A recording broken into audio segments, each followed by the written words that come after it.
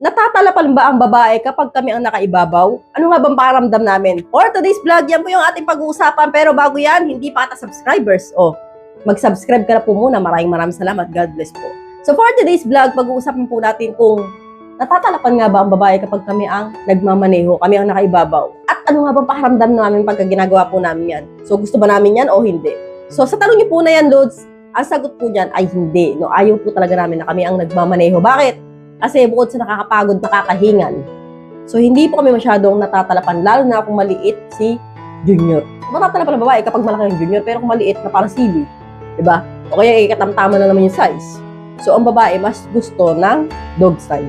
So, kaysa po sa kami po ang nakaibabaw. Ayaw talaga namin yan kasi nakakapagod, lalo na kung ang babae ay shabby. So, mahihirapan talaga magmaneho.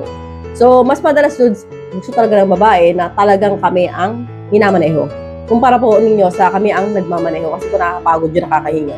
So ayaw po ng babae masyado, karamihan sa mga babae ayaw talaga mag-effort. Kasi may mga babae na mindset na trabaho niyo yung mga lalaki, hindi kami. So kaya po karamihan sa mga babae ay tamad magmaneho. Ano nga bang pakiramdam namin kapag nandiyan po kami?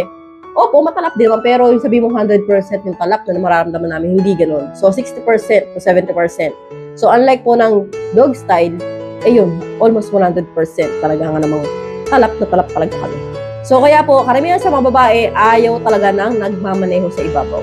So kaya po, mapapansin ninyo, no, ang babae kapag ka nagmaneho saglit lang, ayaw na kaagad, gusto na, siyang position na kaagad Sabi niya, ikaw naman. Bihira po sa babae yung tinatapos talaga nila magmaneho, yung talagang ikaw yung tatrabahuin nila. So bihira po yung gano'n.